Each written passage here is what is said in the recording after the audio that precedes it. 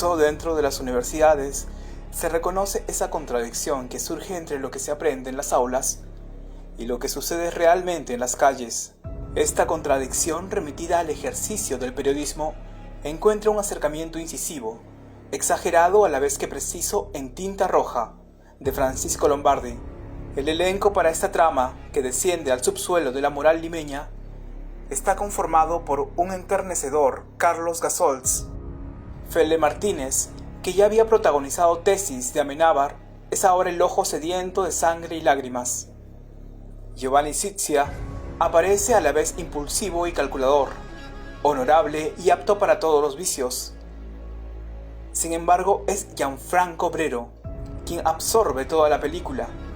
En su interpretación parecen estar contenidas la historia de los otros personajes y de un mundo que nació con el periodismo y que ahora persiste con tanta actualidad como la película. Su personaje, Faúndez, ¿acaso está tan imbuido en esa tinta roja como nosotros ahora en las venas de un mundo digital?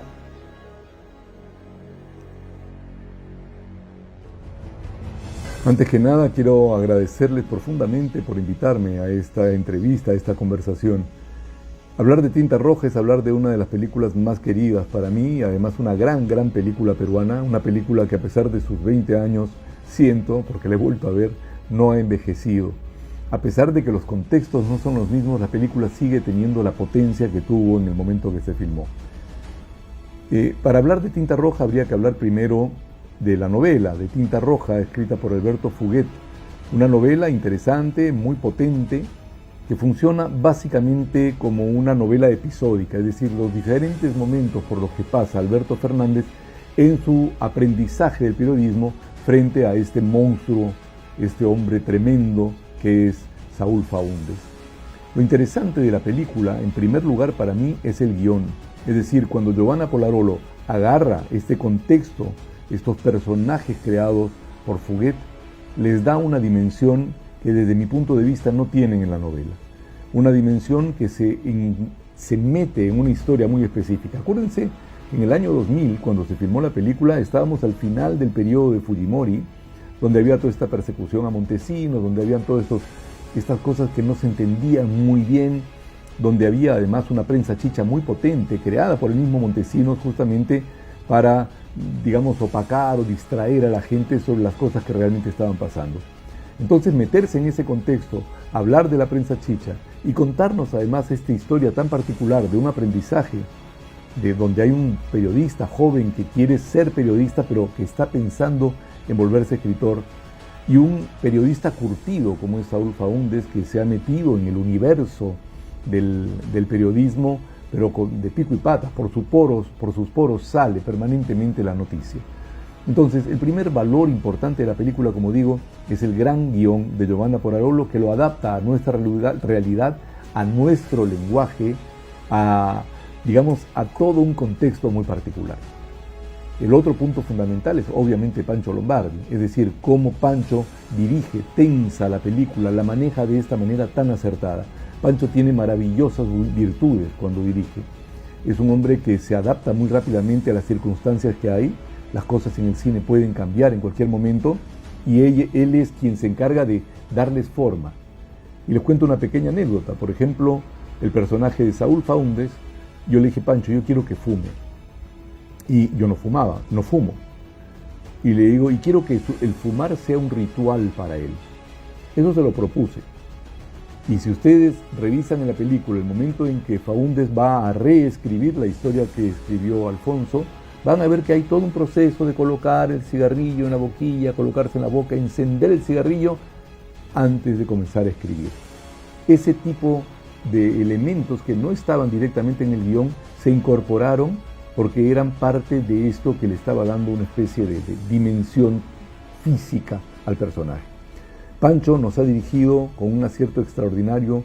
Yo recuerdo sus indicaciones, los momentos precisos en los que me daba un pequeño giro, una pequeña diferencia a las cosas que se estaban haciendo normalmente. Y obviamente en el resultado se nota, ¿no? Es extraordinario. Vamos a seguir hablando de la parte que todavía no son los actores. Hay una cosa también que para mí es fundamental, un elemento de la película es la fotografía de Teo Delgado. ¿Y por qué es tan importante? Porque Teo y Pancho se pusieron de acuerdo en hacer esta película como si fuera realmente un testimonio, como si fuera lo que se está grabando desde una cámara. Y Teo manejó toda la película cámara en mano. Y eso también le da un valor documental a la película, que es increíble, porque finalmente es una ficción, pero está como metida en el universo de los personajes. Aparte de ello, y tan importante como Teo, aunque les parezca mentira, es la primera asistente de cámara, Piti Redal, que mantuvo el trabajo del foco permanentemente. Era una cosa increíble. Nosotros nos movíamos y Piti tenía una especie de telémetro puesto en el ojo y nos mantenía permanentemente en foco. Es extraordinario el trabajo que hizo esta señora, maravillosa, fuerte, chiquitita, pero fuerte, dinámica, muy precisa y muy presente totalmente en el rodaje. El trabajo de la dirección de arte a cargo de Yosune Laza y Alfredo Rojas, que le da esta dimensión a la película en aquellos ambientes que no eran los ambientes de la calle. Era muy importante, por ejemplo, la zona de la redacción. Y la zona de la redacción, les juro, era un salón desocupado, deshabitado de la ex Clínica Delgado, donde se armó toda esta sala de redacción y la verdad tenía sabor a sala de redacción. Funcionaba maravillosamente. Un detalle, por ejemplo, las computadoras que había eran solo carcasas, y lo interesante es que ellos se encargaron de hacer con el liquid paper, que ya mucha gente no sabe para qué sirve, era este corrector para el papel, como escribían las letritas en la computadora para que se viera como que las computadoras estaban funcionando, por ejemplo, ¿no? Y aparte de este trabajo maravilloso de Yosune, el otro caso es el bar, me había olvidado, el bar que tampoco existe. El bar se construyó solamente para hacer estas escenas centrales de la película, donde todos estos periodistas están reunidos para festejar el triunfo de Alfonso, que se va a Europa a escribir. Y el último elemento, no el último, digamos, no los otros no dejan de ser importantes, pero el otro que creo que también es fundamental es la música de Bingen Mendizábal, que le da a la película una densidad, una textura que es maravillosa. Aparte de todo esto, hay un elemento fundamental en la película, que es la ciudad. Lima es la ciudad, es el personaje que no aparece en los créditos. Es un personaje que aparece desde el inicio, en este largo recorrido que Van Gogh le va explicando a Varguitas, le va explicando cómo funciona el mundo del crimen en realidad, por qué realmente la gente mata. No es por una densidad de población, porque como él dice al inicio de la película, Caín mató a Abel cuando solamente había 4 habitantes en el mundo. Entonces habla de alguna manera de este universo duro, malvado que tiene el ser humano y que de alguna manera se tiene que describir. Y justamente es a través de esta prensa amarilla que se describe. A mí me parece fascinante eso. Y ahora hablemos de los actores. Trabajar con un elenco como el que tuvimos era realmente un lujo. Trabajar con Giovanni Sixia, que hacía este maravilloso personaje de Varguitas, un personaje que está en el proceso de aprendizaje y que tiene este cambio, que parece que no lo va a aceptar, pero finalmente termina entendiendo y de alguna manera convirtiéndose en el otro Faúndes. Dentro del grupo de periodistas, bueno, obviamente Van Gogh, el conductor de la camioneta, que es un personaje entrañable. Además, trabajar con Carlos Gasols es siempre un lujo. Fele Martínez, que participa en la película y a pesar de no hablar mucho, les juro que el rodaje con él fue una de las cosas más divertidas del mundo. Ivonne Freycinet, extraordinaria Ivonne, con la cual podíamos trabajar de esta manera tan simple y tan sencilla en la cual nosotros nos comunicamos. Y bueno, Tatiana Astengo, entre los actores principales, porque, y bueno, me estoy olvidando de Lucía Jiménez, con quien yo tengo poca relación en la película, pero también fue una maravilla trabajar con todos ellos y fue realmente espectacular. Hablemos de Faúndes. Faúndes es un arquetipo. Es tan fuerte este arquetipo que en todos los festivales a los cuales fui, Faúndes era reconocido por los periodistas como el jefe que ellos habían tenido. O sea, Faúndes no es un personaje sacado de la ficción. Faúndes es la esencia del periodista hecho en la calle. Y el contraste está absolutamente puesto en la película. Cuando llega Alberto a comunicarse, a conectarse con este mundo, se encuentra con este tipo hosco, duro, grosero, violento de alguna manera, muy, muy rudo. Y él venía de una formación universitaria donde le daban las normas de cómo debía ser el periodismo. Lo interesante es que este Faúndez no es solamente el lado duro, es el lado duro que se ha ido creando. Y por eso es tan fantástico el personaje. Si Faúndez no hubiera tenido la debilidad por su hijo, por este hijo que tiene síndrome de Down y que finalmente muere en una parte de la película, no habríamos visto el otro lado de Faúndez. El otro lado que es un lado tan potente, digamos que nos toca en el lado más interno. Faúndez no solamente es el hombre hosco, no solamente es el hombre que puede construir una noticia y redactar de una manera extraordinaria para que la gente sienta algo. Faúndez es un ser humano que tiene debilidades, que está solo, que tiene que enfrentarse constantemente a este mundo y que obviamente tiene su lado oscuro. Toda esta relación que tiene con las viudas y todo este universo con el cual él se relaciona es un universo dado en el quehacer diario. Le gusta contar sus historias de sexo, sus cosas, porque ese es el mundo en el cual vive, pero en el fondo es un hombre que vive para su hijo, a pesar de que no vive con él, que esa es su gran debilidad, es su punto más tierno. A mí me parece muy importante que tenga ese contraste, y tal vez por eso el personaje es tan valioso. Si solamente fuera un tipo rudo, grosero, violento, pues de repente, sí, bacán, pero salía como un villanito más. Faúndez es el modelo de periodista, como digo, que se ha hecho en la calle, que se ha curtido. Y acá vale una pregunta muy importante. ¿Cómo debería ser un periodista? ¿Cómo funciona un periodista? ¿La escuela es más importante que la calle? ¿La calle es más importante que la escuela? Desde mi punto de vista, no.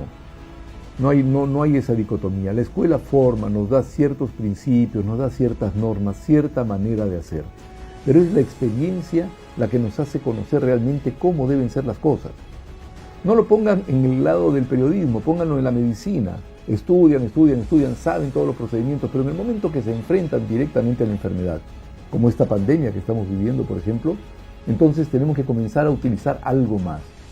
Entonces, del lado normado, del lado reglado que está propuesto por la universidad, todos los problemas éticos que tiene para poder escribir las noticias, todos los problemas que tiene, ¿cómo enfrentarlo? ¿Cómo trabajarlo? Varguitas no solamente puede basarse en un ideal, está en constante movimiento. Entonces la racionalidad, digamos, el espíritu racional y ordenado de la universidad va a contrastar directamente con el espíritu de la calle, con el quehacer. Digamos que lo que tendríamos que hacer primar dentro de este contexto es los valores. Y justamente a eso se trata de aferrar Varguitas. Creo que el tema más importante es cómo enfrentarse al fenómeno del conocimiento, del aprendizaje. Si Varguitas hubiera seguido sencillamente las normas de la universidad, no habría aprendido absolutamente nada. Si a Faúndez lo hubieras metido en una cosa normada como la universidad, tal vez tampoco habría aprendido nada especial, porque él tenía otro espíritu, un espíritu que está más cerca de la búsqueda original, de la espontaneidad, de la creación. Y la creación, quieran o no se aprende. Podemos desarrollar nuestras capacidades creativas, pero la creación viene con uno, es una especie de apertura. Y eso es lo que tiene Faúndez. El tema es que ya se ha comenzado a meter en un universo que se lo ha ido comiendo. Y se lo come terriblemente, hasta que él se enfrenta a un fenómeno tan doloroso como los que él describía todos los días. Y entonces, ¿cómo trabajar con ello? ¿Cómo es? Sencillamente hay que comenzar a describir con todos los pelos y señales que él escribía. El dolor le pertenece a la persona y el hecho de publicarlos y colocarlos en las redes, en este caso ahora, o en los periódicos chichas entonces, ¿es válido? ¿Qué sentimos nosotros cuando vemos las redes, cuando nos enteramos de cosas y cuando comienzan a masacrar a alguien por las redes sencillamente porque sí? ¿No es lo mismo que hacía Faúndez? Y no tan bien, porque Faúndez por lo menos lo escribía bien, tenía su estilacho. No, acá es depredador. Entonces, armar una noticia, construir un texto, construir algo que sea atractivo para el lector, es tan importante como el hecho de decir la verdad. ¿La verdad se puede transformar? Son todas las preguntas que uno tendría que hacerse. ¿Hay una verdad? Faúndez es un hombre práctico, absolutamente práctico, curtido en la calle. Y eso es un elemento que no sé pues qué sucede ahora. ¿Siguen existiendo Faúndez en las redacciones de los diarios? La mayoría de los diarios están virando hacia el universo digital y muchos de ellos van a desaparecer porque ahora las fuentes de información son mucho más directas. Escribir en una red social nos puede hacer la noticia. Sin embargo, el análisis de la noticia, la manera de enfocarla, la manera de conocer profundamente, de recabar los datos reales, de contrastar la información, ese es un gran trabajo del periodista y es un trabajo que no importa si hay un Faúndez o no, debe hacerse. ¿Somos Faúndez nosotros? En cierto sentido creo que sí, definitivamente sí. Teníamos otra idea para trabajar. Me decían si era mentor o antihéroe. El antihéroe es un elemento creado para las películas, ¿no? O sea, nadie es definitivamente un antihéroe. No es que funciona como héroe, pero sencillamente desde el lado oscuro o desde el lado más cínico. El antihéroe es una invención literaria o cinematográfica. Faúndez es un ser humano. Es un ser humano con características muy particulares. Podría haber un Faúndez, les digo, en cualquier película, de medicina, de policías, de abogados, de periodistas. Lo que tiene, como dije al inicio, es que Faúndez es un arquetipo, y un arquetipo del hombre curtido por la experiencia versus el hombre curtido por la universidad, que sencillamente nos da un conocimiento, pero no nos da experiencia. Finalmente, ¿a dónde debería ir el cine? Es una pregunta bien difícil. Yo me pongo a pensar en una época que para mí marcó muchísimo en el cine, que fue el neorrealismo italiano. Y marcó muchísimo porque Italia venía de una Segunda Guerra Mundial, donde había habido un cine que no era malo, pero digamos era un cine más bien convencional, con mucho humor.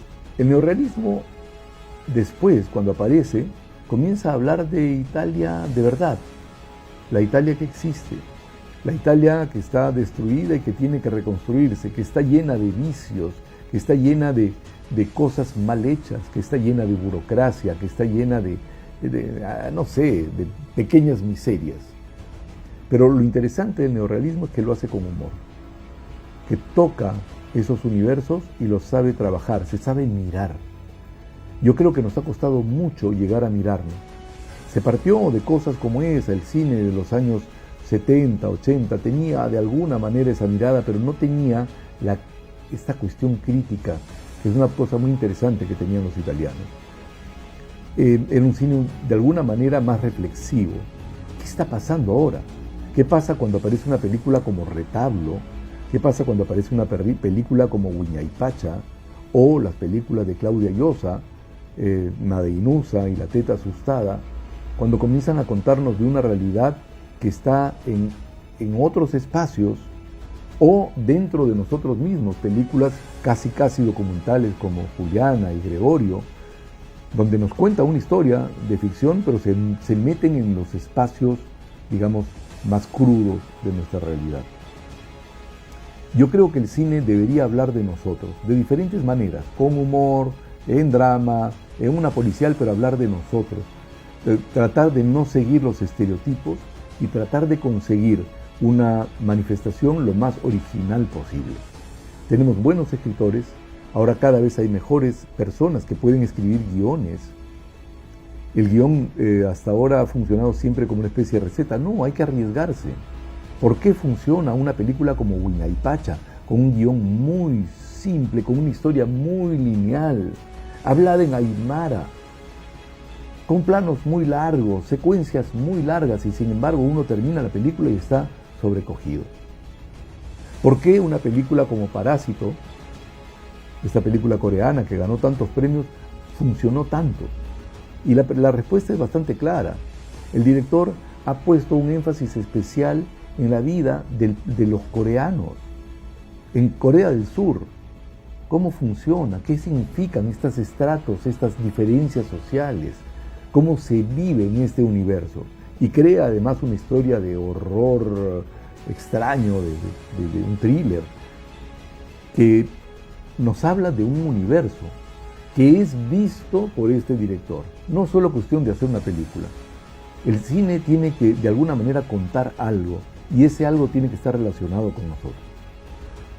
¿Podemos trabajar el humor simple, sencillo, lo que le gusta a la gente? Sí, pero si metemos un poquito de reflexión, si le damos un universo un tanto más personal, una visión reflexiva, como dije antes, nuestro cine va a ser más interesante. Pensemos una cosa adicional. De alguna manera el cine se ha democratizado. Podríamos hacer cine hasta con un celular. O sea, ahorita es mucho más barato hacerlo. Los presupuestos se han reducido muchísimo, el tiempo de filmación se ha reducido muchísimo, y sin embargo, hay gente que está haciendo en diferentes partes del país en general. En provincias se está haciendo bastante cine. ¿Por qué? Porque la gente quiere contar historias. Entonces contémoslas, pero no nos quedemos sencillamente en lo tradicional, en contar la historia de mi pueblo. No, pongámosle una mirada personal. Miremos desde los ojos de aquel que está como protagonista de la película, desde sus verdaderos ojos. Hay un fotógrafo peruano, Andrés Longhi, que tiene una ONG, creo que se llama Ojos Propios. Y lo que hace él es enseñarle a pobladores de alguna comunidad, en la selva, en la sierra, en la costa, a usar una cámara fotográfica, de las más simples. Les enseña cuestiones de encuadres, luces y qué sé yo, y después les entrega las cámaras a los pobladores. Y los pobladores comienzan a retratar su realidad desde su particular punto de vista. Yo creo que ese es el ejercicio que tenemos que hacer los peruanos. ¿Cómo somos? ¿Cómo nos movemos? Tenemos ahora en la pandemia un gran recurso, si podemos llamarlo así, para hablar de nosotros mismos. ¿Por qué no lo ejercitamos?